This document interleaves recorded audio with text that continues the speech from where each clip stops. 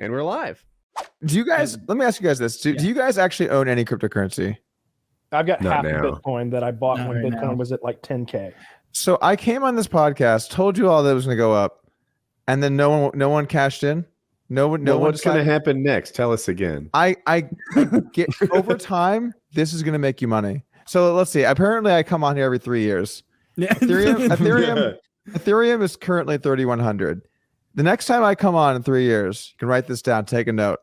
Ethereum will be at least $6,000. I'm going really conservative. It's very likely it'll be 7,500 to 10,000 or more, but it will be at least $6,000. So if you want to double your money in 3 years, this is not financial advice. Yeah. What service do you use to buy all your crypto? Because there's like 2024 and hector us about not having enough crypto. I mean, at least I'll say this. First of all, you're absolutely right. Our friend Harley came on when it was at 10K and pressured us to buy. And that's when I bought half a Bitcoin for $5 grand. Nice. Good job. And So like, I mean, I don't know. What's Bitcoin at? Like 40 right now? Like it did okay. Yeah, it did great. I made it a got little up money. to like 70 at one point, didn't it? It was going gangbusters for a bit. It's sitting on its little drivey do and in a safe deposit box. And I'm just going to leave it there. That's what he said. He was like, just put it somewhere. Just leave it there.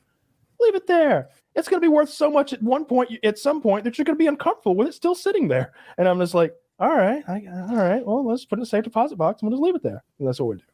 It's the way that I look at it is I think that you want to have a portfolio where you have lots of, and it depends on your strategy, right? So for me, it's more wealth preservation and maximizing my returns is like, it's close, but it's a little bit of a second because I just never want to be poor. But Fair. Never own bonds. It's a complete waste of time. Especially now they're printing so much money, you're going to lose versus inflation. So you're just dead there. And then you mainly want to own real estate, stock market stuff, and then cryptocurrencies. And in the cryptocurrencies, you mainly just want to own the good shit. There's always some guy that's like, have you heard of the new hot thing? It's this. It's like, well, maybe you might make money doing that, but you also might be getting in late and now, you're going to lose. Mm-hmm. Bitcoin and Ethereum are going to win in the long run. They've been winning. They're going to continue to win. These are extremely safe bets. Obviously, nothing in life is 100%, but there's going to be there's going to be 21 million Bitcoin and there's going to be whatever number of Ethereum. It's going to slowly become deflationary. These things are going to be worth way more in the future. And I actually am a little worried for the people that are not involved in this space because I've seen the space for 8 years now. When I first saw Bitcoin, it was $100 whatever dollars. And then I see the writing on the wall for people like, I don't like that technology stuff. Okay, well, eventually this stuff's going to be worth so much money. These markets are going to be so big. The people that never got involved are going to have a tremendous amount less wealth than the people that did. And there's also some other kind of issues with that. I mean, it's a lot of young white and Asian men. There's like some interesting thoughts on kind of which groups of people are going to most benefit from this, and how can we? I don't know. I don't want to go down that road, I guess, but you know what I'm saying. Kind of the same with the people that benefited with or without crypto. It sounds like. What service do you use to like buy and sell stuff? Because there's like a million of them, and I've heard good and bad things from my friends who do it. I don't have I can't show you a good.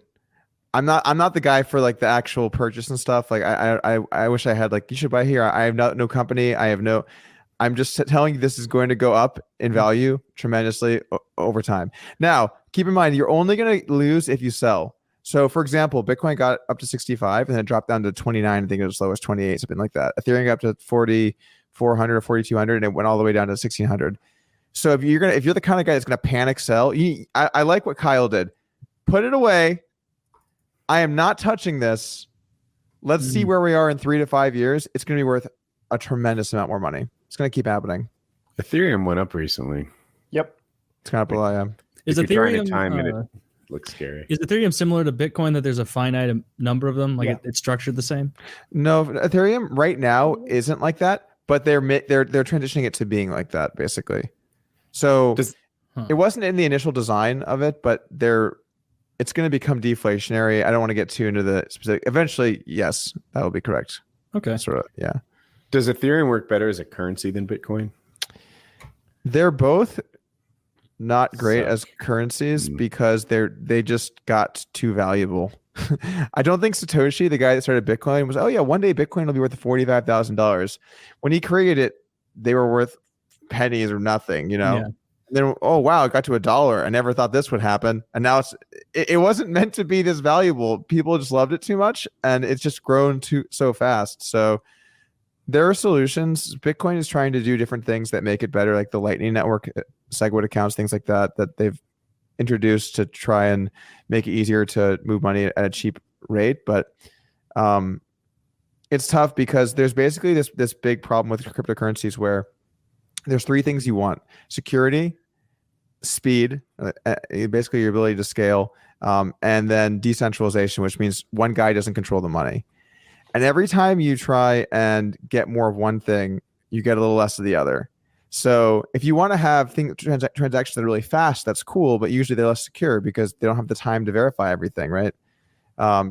If you want to have transactions that are really secure, that's great, but now it's going to take a lot longer. And if you have money that you could take back from a hacker, that's awesome. But now what if he does something with your money? Then you're not safe. So there's all these different trade-offs to cryptocurrencies, basically. And who knows who the eventual winner will be, but cryptocurrency as a genre is going to win. And I would just bet on the big players, basically. Are there any other big ones other than Bitcoin and Ethereum, or did they kind of have it cornered? So those are the two biggest by a huge margin, to where everything after that becomes a lot more risky, I think. But there will be some other ones that are successful too.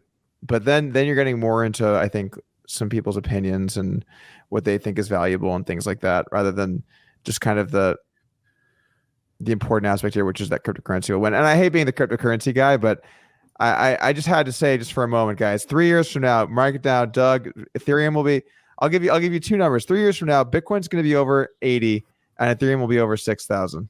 Well, we'll see how that one plays out. All right. I'll look into some Ethereum. I can't wait 3 years to double my money. You got to do what's better. Do you have any for sure have bets? you tried roulette? It could go up way more too. I'm just saying I think it'll be at least that price. Yeah.